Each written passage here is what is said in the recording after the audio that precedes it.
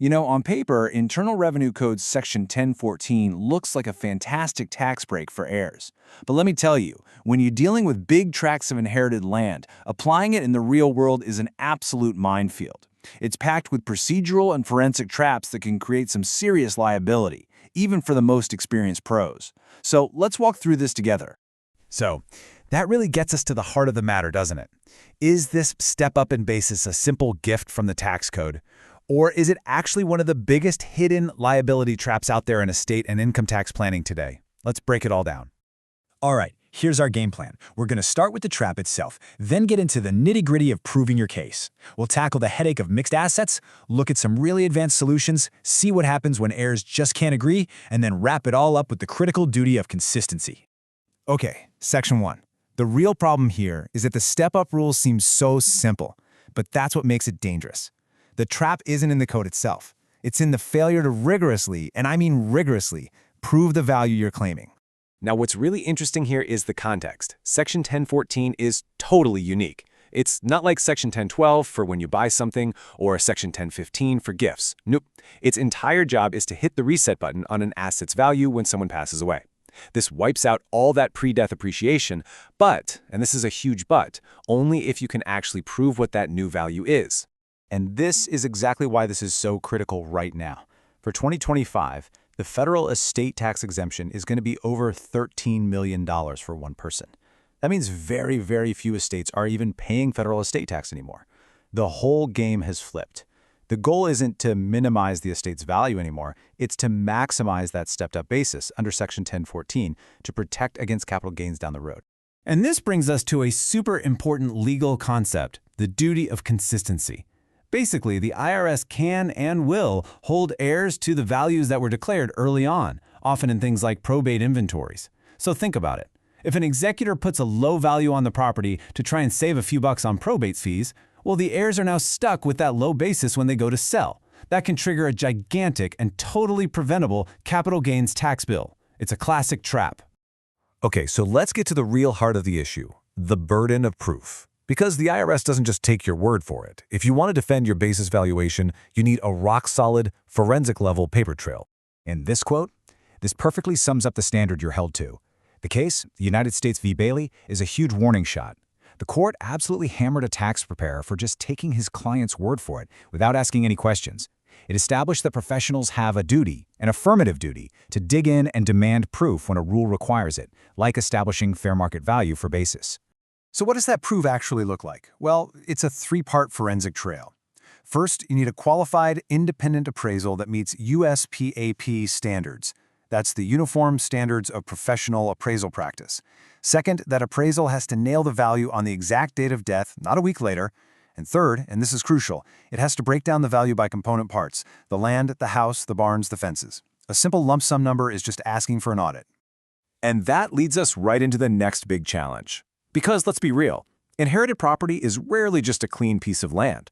When you sell a farm or a ranch, you're not just selling dirt, you're selling a whole mixed bag of assets. And the IRS has very specific rules for that. Specifically, Internal Revenue Code Section 1060 comes into play.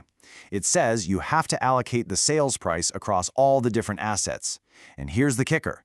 Both the buyer and the seller have to agree on that allocation, put it in writing, and file Form 8594.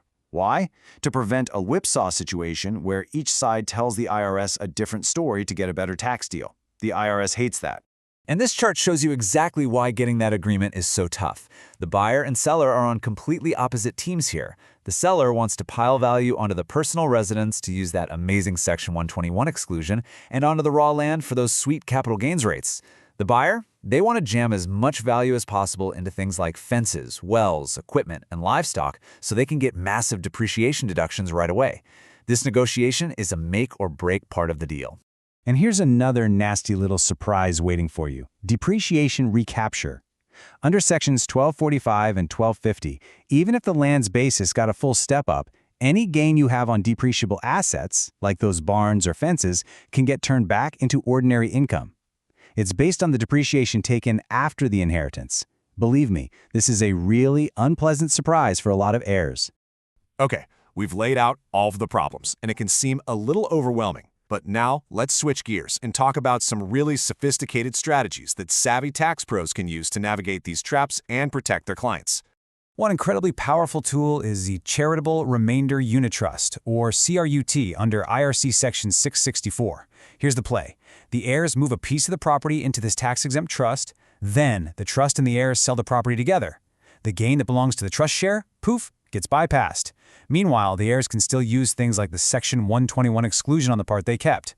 It's a brilliant deferral strategy, but you've got to be really careful to structure it right to avoid what's called the prearranged sale doctrine.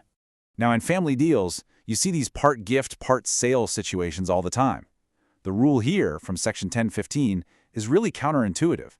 The buyer's basis is not what they paid. It's the greater of what they paid or the seller's adjusted basis. So, if one heir buys out a sibling for less than fair market value, their basis for calculating a future gain could actually be much higher than the check they wrote. Okay, let's walk through a partial sale, because this happens constantly. An heir inherits 100 acres, and the total stepped-up basis is $1 million, but the value isn't spread evenly. You've got the residence and then the valuable timberland. The heir decides to sell just the 95 acres of timber. So what's the taxable gain here? Well, here's the crucial step. You can't just guess. Treasury Regulation 1.61-6A says you have to do an equitable apportionment. As you can see from the formula, you take the total basis, our $1 million, and multiply it by the ratio of the timberland's value to the total property's value. That correctly assigns a $600,000 basis to the piece that's being sold.